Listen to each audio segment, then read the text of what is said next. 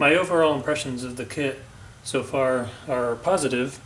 The metal parts seem to be well machined, and the fit has been good so far. Have noticed a couple issues as I built the bottom plate, the bottom frame here. A couple things to note. The screw holes for the belt block here on the bottom were not quite long enough for the screws that they suggested. I ended up swapping out the screws for shorter ones, and that worked fine. I also noticed on the motor mount screws here on the bottom, they were also just a little bit short, so when I screwed them into the motor, it didn't have very many threads to grab. I ended up actually stripping one of them slightly. I swapped it out with a longer screw, and that worked out fine. Also noticed the belt tension bracket here on the bottom was just a little bit too big to fit into the aluminum support pieces there. So I had to end up filing it down slightly to make it fit in there. Now it works fine.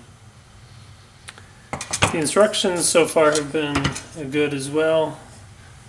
Only some minor issues there, mainly with, I did have one instance where the bag part number was incorrect, and then also a few instances where the quantity of washers has been incorrect. That's obviously minor.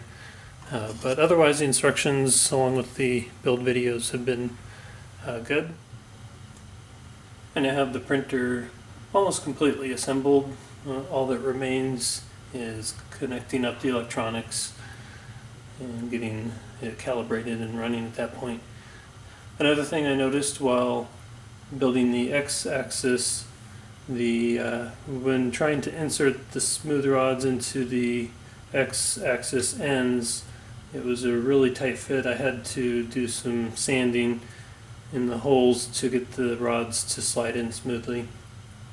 Also, on the ends of the X-axis rods, there's these lock rings, and those are a little bit bigger than what they show in the video, and it was a really tight fit getting them in to fit on the ends, not because of the rods, but because of the X-axis end stop and the way it curves over there.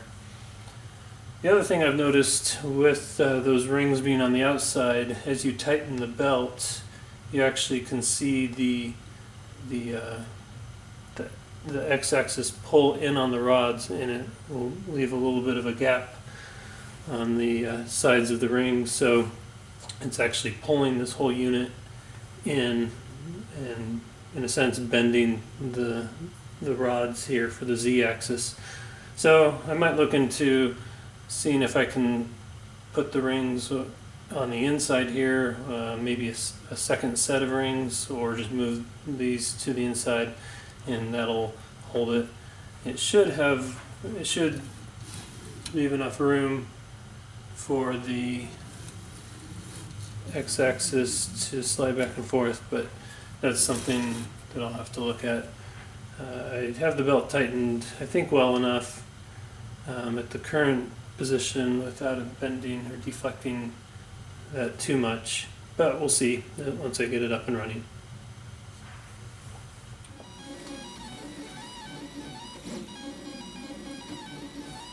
Overall, I'm pleased with the 3D printer. The build went together straightforward. The instructions and the YouTube videos were helpful and provided the information that I needed. Once I got it together, connected the software, everything seemed to be running okay. I did have on the Z-axis threaded rods, they were binding a little bit. I put some oil on there, and that seemed to smooth them up, and now they work fine. The other two axes work just fine.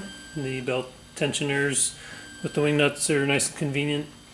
I mentioned in the earlier during the build that on the rods here, they've got the retaining retaining rings on the outside, and when you tighten the belt, it tends to pull the two axis rods in. That hasn't been an issue. I just haven't tightened. I just don't need to tighten that belt too much, and it doesn't deflect it too much. But again, I might look into moving those to the inside or getting another set and putting them on the inside of the rods. The print quality has been good and steadily increasing as I tweak the temperatures and get the settings all dialed in. The power supply is only a 15 amp power supply. It's adequate, but I would say maybe not quite enough for the printer. When you start a print and the bed starts heating up, you hear the fan for the extruder and the fan for the actual control board slow down in RPM because all the current is starting to go to heating the bed. So that might be an upgrade at some point in the future to get a higher amp rating power supply. The control board, the software that was on it, I didn't have to change anything with that. It worked straight out of the box, and I haven't had any problems with that. LCD seems nice and clear and bright, and that works well. I usually run the printer off the computer, so I haven't actually tried the SD card part of it yet. I'll have to do that in some point in the future. And there's obviously a lot of wires with the different motors and end stops and everything else on the printer. I did appreciate the fact that they include the wire wrap and the plastic wrap that goes around the wires, and that made it quick and easy to clean things up. Even the zip ties to fully attach everything and keep it from getting in the way of the moving parts. Did try some initial prints directly on the glass. I tried it with nothing, just heated.